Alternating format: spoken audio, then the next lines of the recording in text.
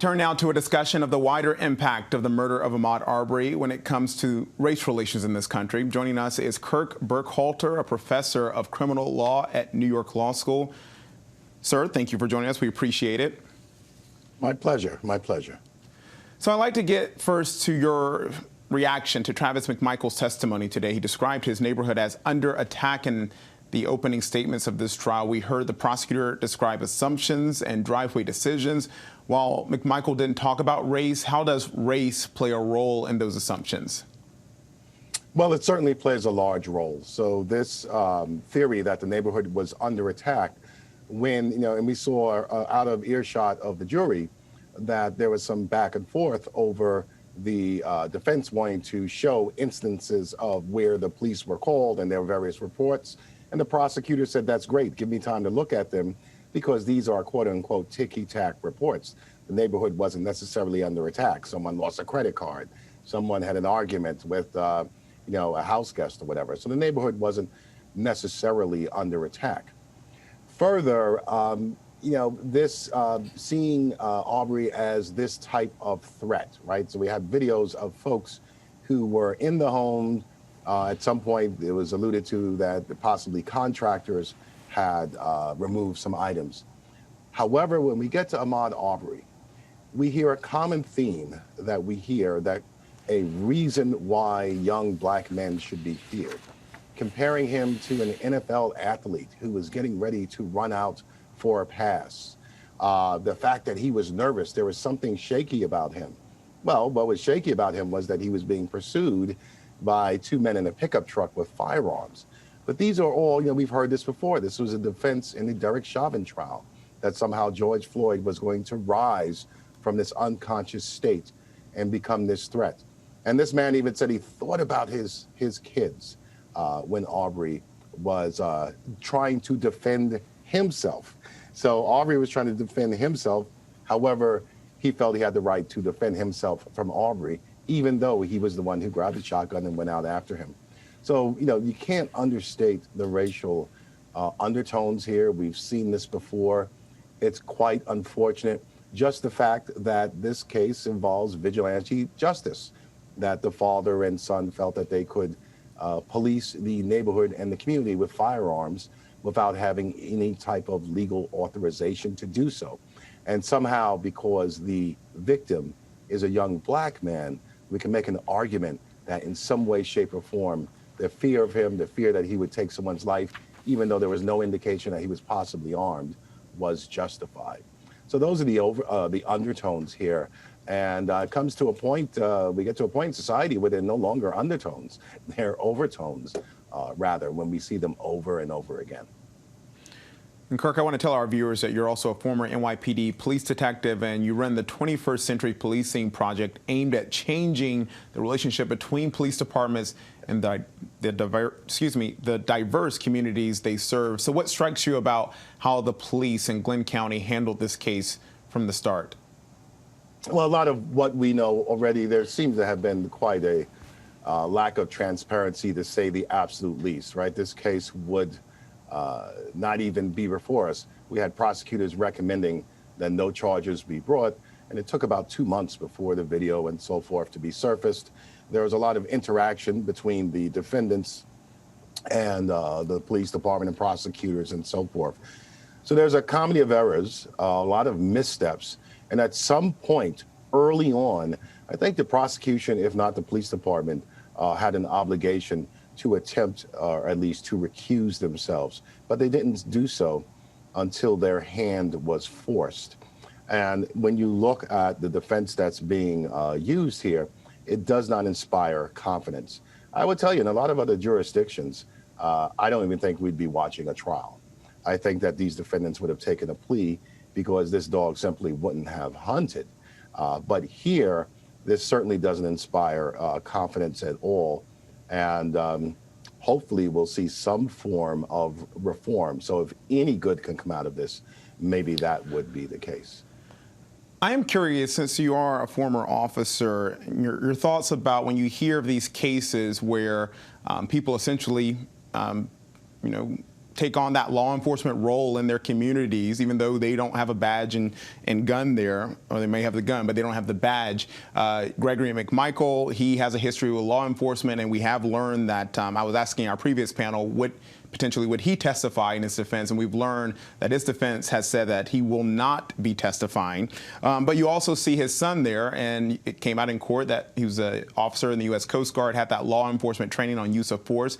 Your thoughts on that actually being a law enforcement officer?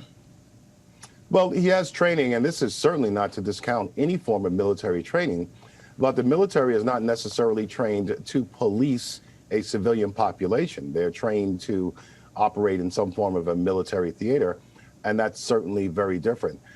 There is no substitute for law enforcement training and law enforcement experience. And certainly, you know, we can have the discussion for another day of what that actual training should be. But, you know, this discussion about weapons retention. So, for instance, first and foremost, most law enforcement officers understand the concept of cover and concealment before anything else.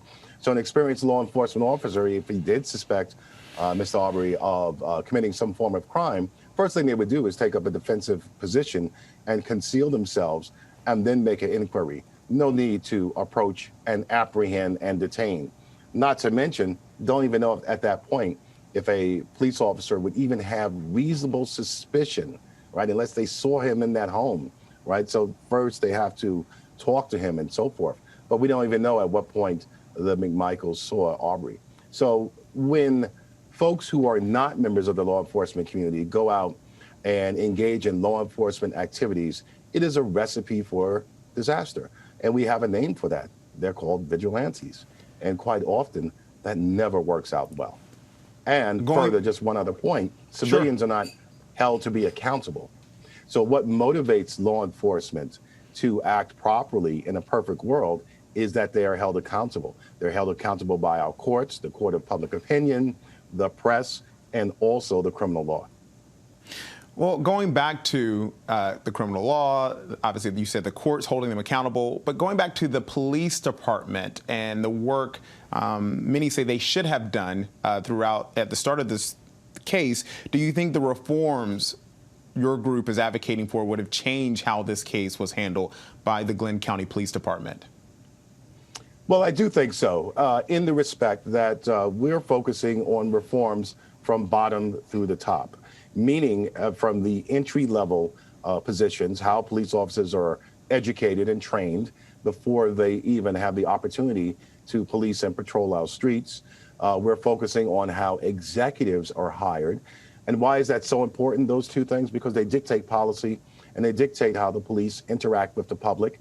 And they also demand a certain level of accountability. And then finally, looking at how police services are delivered in a community. So what we see as a police department traditionally is the uniform officer with the gun who's responding to certain types of incidents. This involved a crime of trespass. The owner of that home consistently had people trespassing in his home, but it wasn't a violent crime. People were walking around, taking a look and so forth. So maybe that was a matter for some other arm of the government, perhaps somebody that could advise this person on how to better secure their property before we have armed police officers and civilians getting involved. So yes, I do believe that when we take a look at how we train, educate, hire our line police officers and our executives, and then we make a determination of how we deliver police services and other services under the umbrella of law enforcement within the 21st century, yeah, we could certainly see a change in outcomes such as this. Never going to be a perfect world, but it's a step in the proper direction. Again, the issue of race looming over this case. What about this issue that the defense raised over black pastors? You call it a distraction. What more can you say about that? It's an absolute distraction. This case is about whether the defendants were justified in taking the actions that they did, whether they were justified in using deadly physical force against an unarmed individual. Everything else is theater. This is an open courtroom. Those pastors are not there to necessarily intimidate anyone. But every time the jury hears this comment that there are black clergy members in the courtroom, every time the jury hears the word, black, it is interjecting race. And it is not interjecting race from the point of view that, hey, perhaps the McMichaels were acting with a high level of bias. It is interjecting race that my white clients cannot receive a fair trial because, once again, look at all these black activists that are here and they're pushing you. It's a huge distraction. It's very unfortunate. I think the judge has done his best to try to handle it in a diplomatic fashion. But how many times do we have to hear it? And to be quite frank, it's insulting. It's insulting to the family of the victim. The victim is the one who lost his life, yet they're being chastised for garnering so much support from the community and beyond. Professor of Criminal Law at New York Law School, Kirk Burkhalter, we appreciate your time. Thank you, sir. My pleasure. Thank you. Hi, everyone. George Stephanopoulos here. Thanks for checking out the ABC News YouTube channel. If you'd like to get more videos, show highlights, and watch live event coverage, click on the right over here to subscribe to our channel. And don't forget to download the ABC News app for breaking news alerts. Thanks for watching.